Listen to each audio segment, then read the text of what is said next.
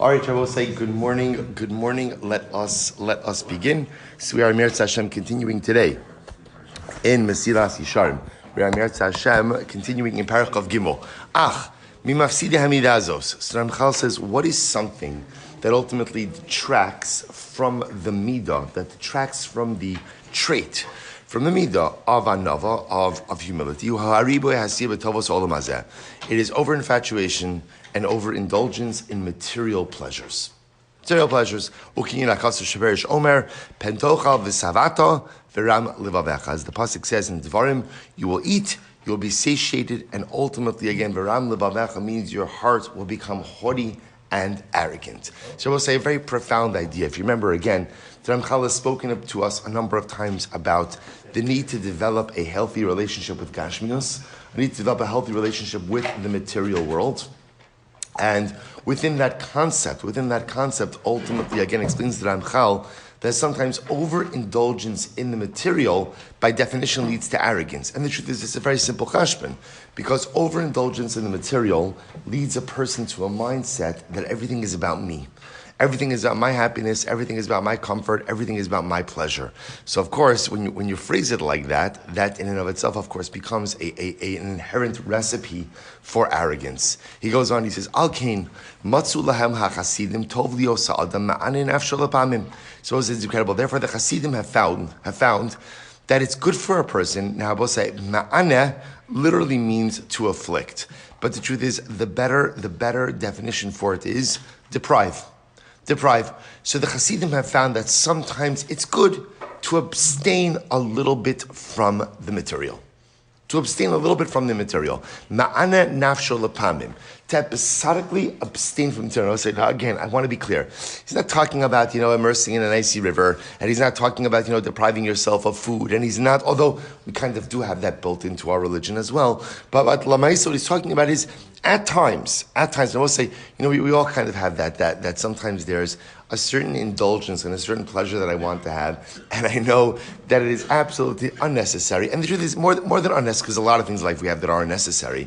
But I know that this is the kind of thing that if I take it and I enjoy it and I indulge in it, it's not gonna put me where I need to be in life.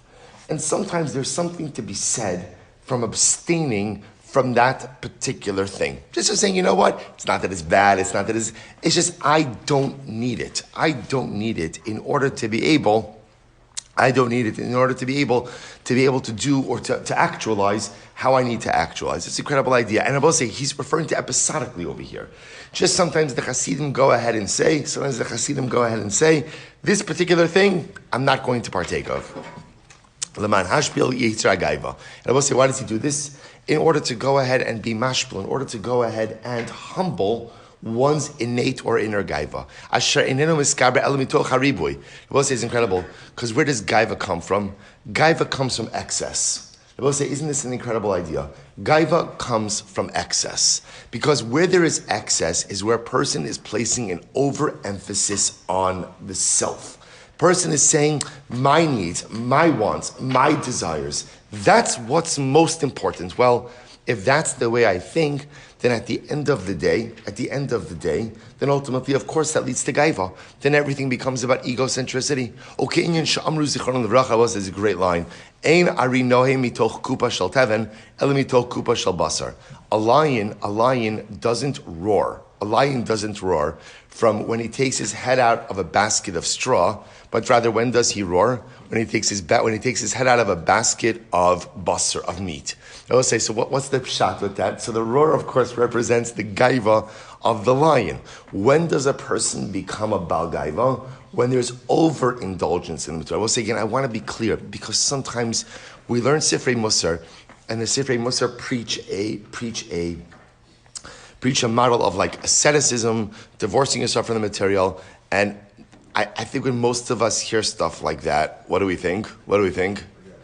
I know a guy this is great for, right? It's not me.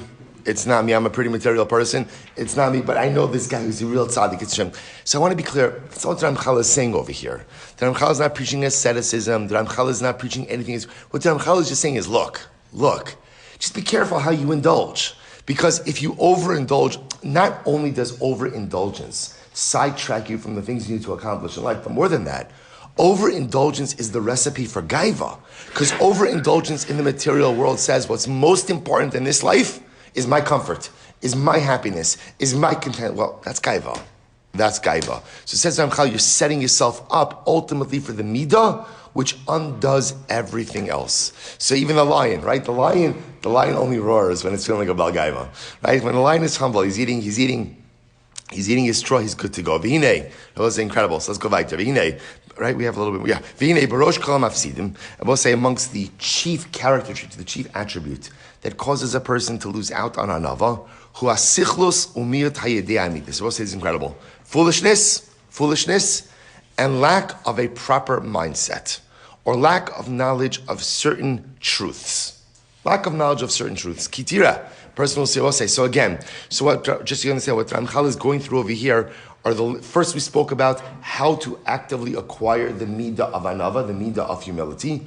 Now we're focusing on what are the things which cause me to lose out on humility. So far we've seen again, overindulgence in the material. Next, foolishness.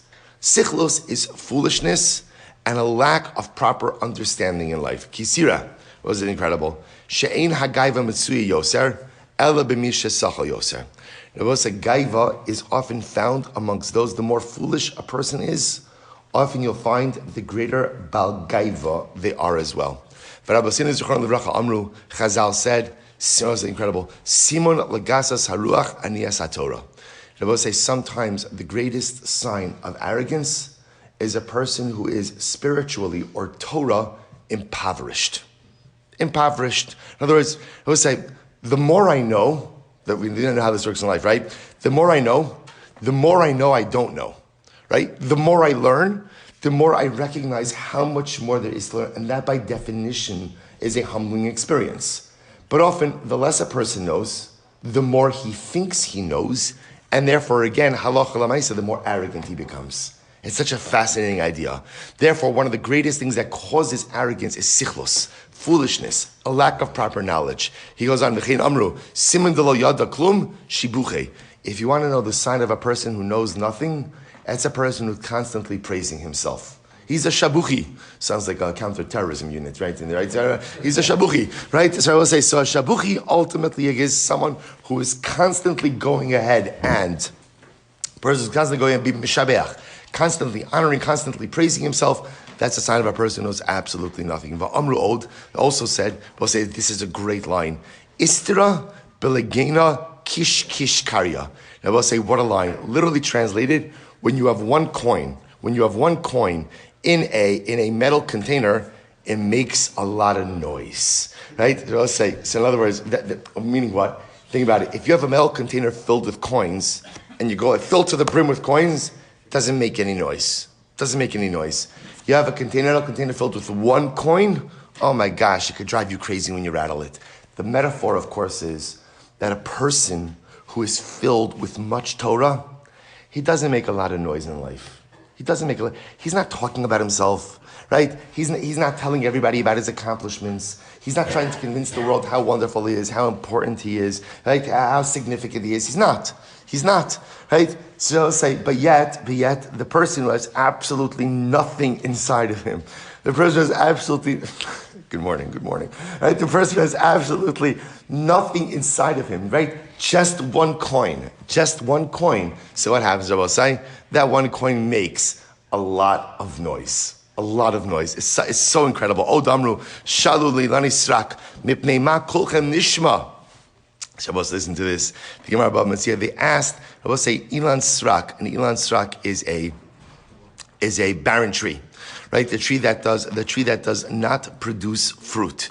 So they said to the right, why is it that your voice is heard? So Amru Halavai Yekolino Nishma Minizachar. Halavai, our voice should be heard and we should be remembered. In other words, so we'll say it's all the same metaphor, right? The tree without fruit is a person who doesn't produce anything. It's the jug with only one coin inside of it. Ukvara inu shemosha shumuvchar shebechol adam hayanav mikol adam. And we'll say ultimately again, Moshe Rabbeinu, who was the best amongst mankind, ultimately was also the most humble. So therefore, I will say, this last piece is really incredibly profound. Again, I'm going to stop over here for today, but Ramchal telling us that one of the things that creates gaiva is foolishness or lack of knowledge. When you don't know stuff, you think you've accomplished everything, right? When I don't know things, I think I've got one coin in my jug. That's more than enough, and therefore that one coin makes so much noise.